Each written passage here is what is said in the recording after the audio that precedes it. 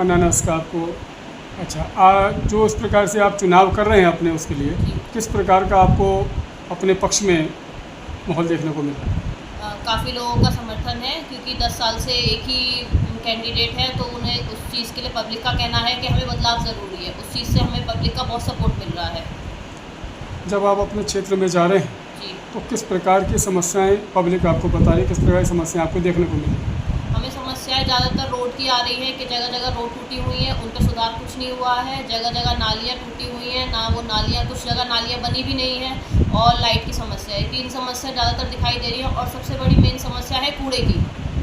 वो जगह जगह इकट्ठा है, उसके लिए कोई व्यवस्था नहीं है। इसके अलावा जो सरकारी योजनाएं सरकार के लिए चलती हैं, राशन कार्ड वगैरह, जी जी इस प्रकार की कोई समस्याएं आपको जी, मिल इस रही हैं? प्रकार की भी आ रही है। किसी के पास जो येलो कार्ड के लिए शिक्षित उसे वाइट है, और जो वाइट के लिए है उसे येलो कार्ड है। कार्ड भी सही तरीके से नहीं दिए रखे हैं, और राशन जो आता है वो भी प्रॉपर तरीके से नहीं दिया जा रहा है। एक बात देखने को मिल रही है कि पीएम के जो अंतर्गत प्रधानमंत्री आवास योजना जो चल रही, जी, उसमें सही पात्रों को नहीं मिल पा रहा, नहीं मिल पा रहा। इस प्रकार की कोई जी समस्या? बिल्कुल आ रही है, इस प्रकार की बहुत समस्या आ रही है। जो उस बात के योग्य हैं उन्हें योग्य मिल नहीं रहा है। देखिए, मेरी शुभकामनाएं आपके साथ हैं, और आप प्रधान बन जाते हैं तो आपकी प्राथमिकताएं क्या रहेंगी जनता की? जनता के लिए सबसे ज़्यादा जितना विकास जनता चाहती है वो सारा विकास करेंगे। जितने काम छूटे हों उस काम को पूरा करेंगे।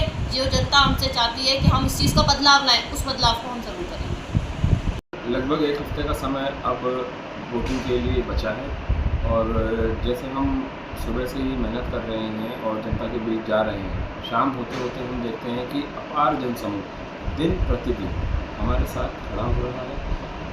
जनता बदलाव चाहती है। जनता चाहती है कि गांव में जो रुके हुए विकास कार्य हैं वो बहुत तेज़ी के साथ उनके लिए एक फैसिलिटी के रूप में उनके पास आए।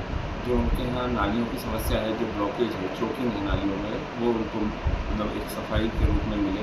हम जिस भी दरवाजे पहुँचते हैं वो लोग हमें अपना आशीर्वाद के रूप में, अभी मतलब वोटिंग में समय है लेकिन वो एक तरीके से हमें इशारा दे रहे हैं कि वो हमारे साथ खड़े हैं और वो बदलाव चाहते हैं। उनका कहना सभी का ये है कि जो नाली की समस्या है, बिजली की समस्या है गली मोहल्लों में, और जो रोड टूटी हुई है उसकी वजह से उन्हें बहुत समस्याओं का सामना करना पड़ रहा है। अधिकतर आबादी युवाओं के साथ साथ बुजुर्गों की भी है हमारे गांव में। उन्हें चलने में परेशानी होती है, उन्हें डर लगा रहता है कहीं टूटी रोड की वजह से उनका पैर ना लड़खड़ा जाए, चोट ना लग जाए। देखिए, ये दिखने में समस्याएं बहुत छोटी होती है, लेकिन एक बुजुर्ग की अगर हम नज़रिए से देखें तो यही समस्याएं अपने आप में बहुत बड़ा रूप ले चुकी हैं। और विभिन्न प्रकार की जो फैसिलिटीज़ गवर्नमेंट की तरफ से हमारे गांव की जनता को प्रोवाइड है, उनका वितरण ठीक तरीके से नहीं हो रहा है। जैसे कि जो पोषण सामग्री आती है अपना शिक्षा के लिए बहुत बेहतरीन से कार्य हमारे गांव में शिक्षा के लिए शुरू से ही बहुत बेहतरीन तौर पे काम किया गया है। किसान इंटर कॉलेज एक विद्यालय है हमारे गांव में स्थित है, जहां पे लगभग 1100 से 1200 की आबादी है, और जो कि बच्चों को एक बेहतर से बेहतर सुविधा दे रही है आज की तारीख में। मैं उस शिक्षण संस्था की मैनेजमेंट कमेटी में बतौर डायरेक्टर कोषाध्यक्ष के पद पे हूँ, और हमारा प्रयास ये रहेगा कि हम आगे को बच्चों को और बेहतर सुविधा उपलब्ध करा सकें।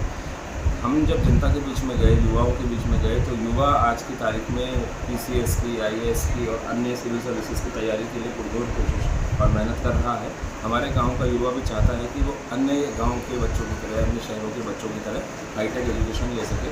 उसके लिए उन्होंने हमसे, पायल जी से, एक मांग रखी है कि हमारे गाँव में एक लाइब्रेरी होनी चाहिए, इसमें बैठ कर हम लोग शांत माहौल में, स्वच्छ माहौल में पढ़ सकें।